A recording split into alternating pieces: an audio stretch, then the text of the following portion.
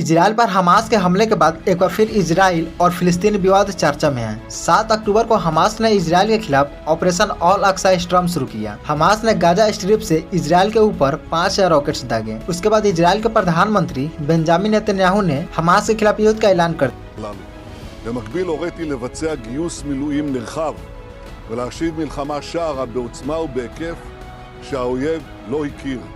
האויב ישלם מחיר שהוא לא ידע כמותו. אני קורא בינתיים לכל אזרחי ישראל להישמע בקפדנות להנחיות. Hamas को खत्म करने के लिए इजरायली सेना ने ऑपरेशन आयरन स्वॉर्ड लॉन्च किया है। इजराइल फिलिस्तीन विवाद को समझने से पहले सबसे पहले यह जानना जरूरी है कि आखिर यह विवाद कहां और दुनिया के किस हिस्से में चल रहा है। इसके लिए इजराइल और फिलिस्तीन के भूगोल को समझना बेहद जरूरी है। इजराइल मिडिल ईस्ट में मौजूद एक यहूदी देश है। इसके पूर्वी हिस्से में वेस्ट बैंक और दक्षिण पश्चिम हिस्से में गाजा स्ट्रिप यानी गाजा पट्टी है। वेस्ट बैंक और गाजा स्ट्रिप को आमतौर पर फिलिस्तीन के तौर पर माना जाता है। वेस्ट बैंक में फिलिस्तीन नेशनल अथॉरिटी सरकार चलाती है। इसे संयुक्त राष्ट्र से मान्यता मिली हुई है। वेस्ट बैंक में ही इस्लाम, यहूदी और ईसाई धर्म का पवित्र शहर यरूशलेम भी मौजूद है। इसे आगे भी हम समझेंगे। वहीं इजराइल के दक्षिण पश्चिम हिस्से में स्थित गाजा स्ट्रिप दो तरफ से इजराइल से घिरा है। इसके एक तरफ भूमध्य सागर और एक तरफ से इसका बॉर्डर मिस्र से लगता है। इजराइल पर ताजा हमला इसी गाजा स्ट्रिप से किया गया है, जिस पर साल 2007 से हमास का कब्जा है। बता दें कि इजराइल की अपनी सरकार है। यहाँ के वर्तमान प्रधानमंत्री बेंजामिन नेतन्याहू हैं। वहीं वेस्ट बैंक की बात करें तो वेस्ट बैंक में फिलिस्तीन नेशनल अथॉरिटी के तहत फतह पार्टी की सरकार है और यहाँ के वर्तमान राष्ट्रपति मोहम्मद अब्बास हैं।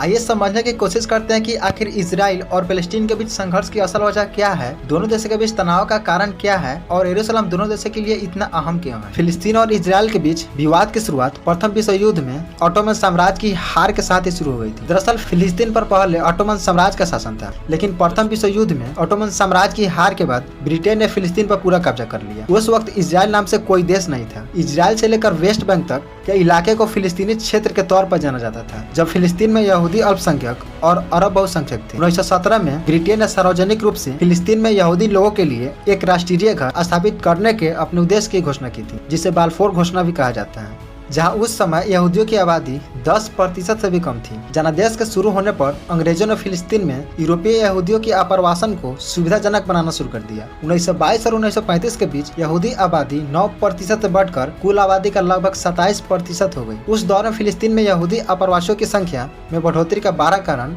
यूरोपीय देशों में यहूदियों का उत्पीड़न भी था। द्वितीय विश्व युद्ध और खासकर जर्मनी में हिटलर के नाजी शासन में यहूदियों के व्यापक जनसंहार के बाद यहूदियों के लिए अलग देश की मांग तेज होने लगी थी। एक तरफ जहां यहूदियों का मानना था कि ये उनके पूर्वजों का घर है, वहीं दूसरी ओर फिलिस्तीनी और अरब देशों भी इस क्षेत्र पर अपना दावा करते थे। इस तरह से फिलिस्तीन और इजराइल के बीच विवाद की शुरुआत हुई।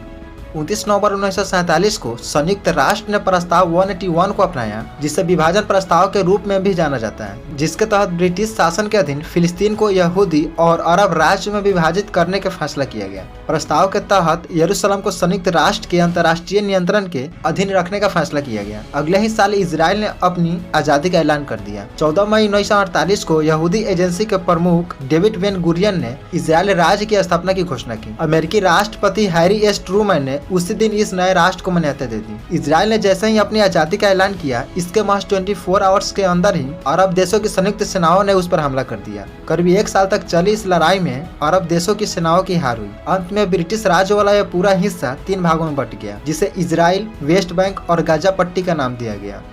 इजराइल फिलिस्तीन विवाद के बीच यरूशलेम के इतिहास को भी समझना जरूरी है। चलिए आपको बताते हैं कि यह शहर दोनों देशों के लिए इतना अहम क्यों है। दरअसल यरूशलेम मुसलमानों, ईसाइयों और यहूदियों का एक पवित्र प्राचीन शहर है। पश्चिमी यरूशलेम पर 1948 से इजराइल का कब्जा है। यहाँ यहूदी बहुसंख्यक है। वहीं पूर्वी यरूशलेम में फिलिस्तीनी बहुसंख्यक है। इस हिस्से में अलग सा मस्जिद परिसर सहित यरूशलेम का पुराना शहर है। 1967 में इजराइल ने इस इलाके पर कब्जा कर लिया था। दरअसल अल अक्सा मस्जिद इस्लाम का तीसरा सबसे पवित्र स्थल है। इसके अलावा यहूदी भी इसे अपना सबसे पवित्र स्थल मानते हैं। दोनों इस पर अपना अपना दावा करते हैं, जो विवाद की एक और वजह है। यहूदियों के लिए टेम्पल माउंट और मुसलमानों के लिए अल हरम अल शरीफ के नाम से मशहूर पवित्र स्थल में अल अक्सा मस्जिद और डोम ऑफ द रॉक शामिल है। डोम ऑफ द रॉक को यहूदी धर्म में सबसे पवित्र स्थल का दर्जा दिया गया है। पैगंबर मोहम्मद से जुड़े होने के कारण डोम ऑफ द रॉक को मुसलमान भी पावन स्थल मानते हैं। 1980 में इजराइल ने यरूशलेम कानून पारित किया था, जिसमें दावा किया गया था कि यरूशलेम पूर्ण और एकजुट इजराइल की राजधानी है। फिलिस्तीन इसका विरोध करता आया है। बता दें कि संयुक्त राष्ट्र के प्रस्ताव के मुताबिक इसे अंतर्राष्ट्रीय नियंत्रण के अधीन रखने का फैसला किया गया था।